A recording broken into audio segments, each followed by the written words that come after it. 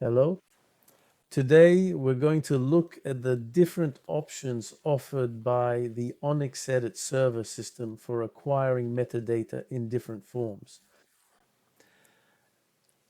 Most of the changes you will need to make are set up directly in the ONIXEDIT Server preferences. So you just choose one of your catalogs and define the import rules. That's the first step, really defining how the different ways of importing metadata files into a catalog are going to behave.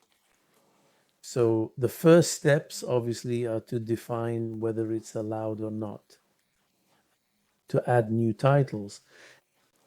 And here in the update section, you can also determine whether that's allowed or not. There are different options you can work with. For example, this merge option, which determines whether there are elements missing from a title that's already in a catalog when an update comes in for it.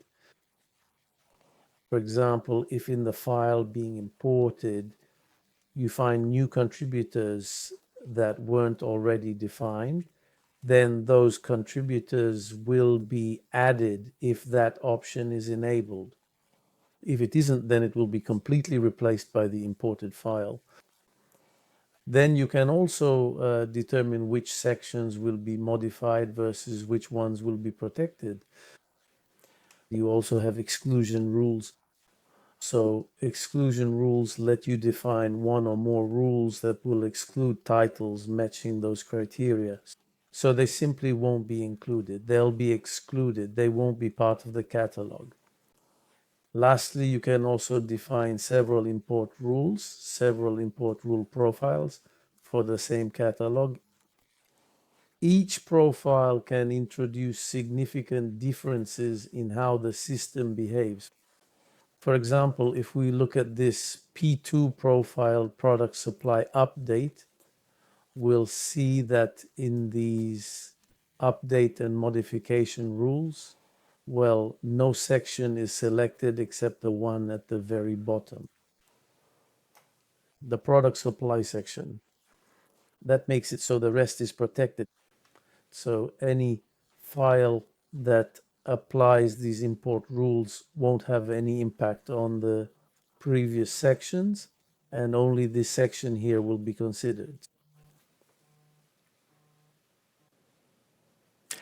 So to determine what activates an import rule profile or not, it's not complicated. You just put the import rule code in the name of the file to be imported.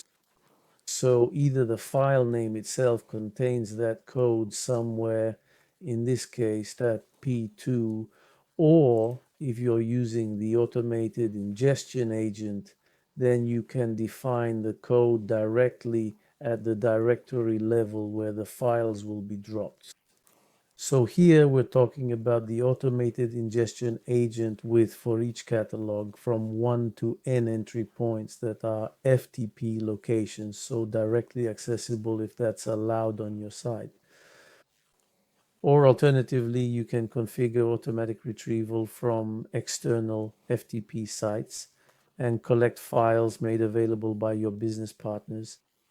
So you can retrieve them via FTP, SFTP, FTPS, and so on. We also support the S3 standard.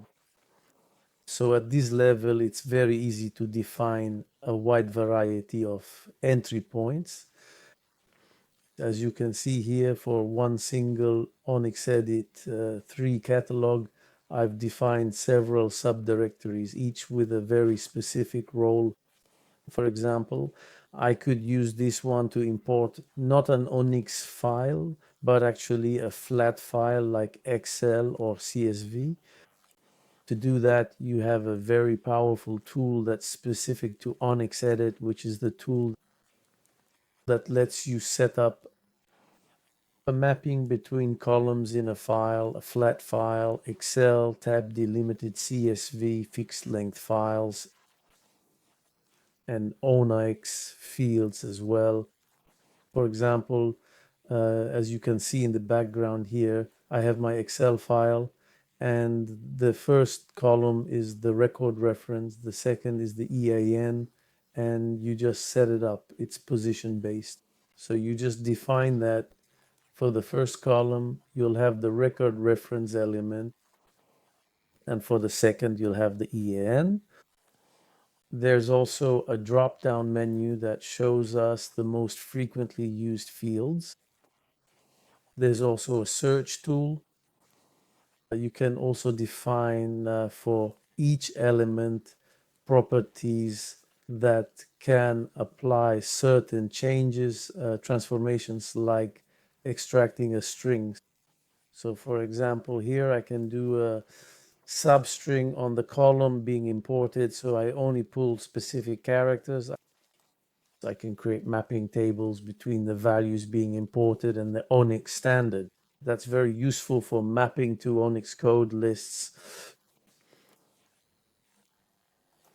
So once you've built an import script that works, obviously you have to test it.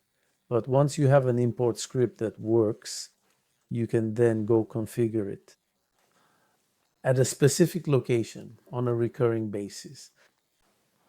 As soon as an Excel file or a CSV file is dropped in that location or retrieved from an external site, it'll be converted into its ONIX equivalent thanks to the import script. So that gives us a great deal of flexibility in the import capabilities we can have. Because very often you may be dealing with companies that aren't compatible with the ONIX standard, and that will send you flat files. So it's a very simple way, by definition, to process and import those files in a standardized way into your ONIX catalogs in the ONIXEDIT Server system. Another option you can still define in the automated ingestion agent is to work with flow profiles. So I'm going to show you one so you can see what that can look like. So there are different processing options for metadata and also for assets. So the system can obviously work not only with metadata, but also with media files such as cover images, back cover images, contributor images, ebooks in PDF or EPUB format, and audiobooks. So in the end, we support everything that's supported by the ONIX standard. And as you can see here on the right, what we call custom asset extension routing. It's a way of classifying the media files handled by the system, which are automatically associated based on the primary key. Very often, that's the EN or ISBN, which has to be in the file name. And once you've established the specific file naming characteristics that will distinguish, say, a contributor image from a cover image, you can define those markers directly in that table and specify which type of supporting resource that combination of an extension and a name marker corresponds to. So the system will classify the image in question or the media file in question, and you can see all kinds of options for automatic transmission, notification alerts, retrieval, and enrichment that can be done at the metadata level, as well as at the level of the media files that come with the system.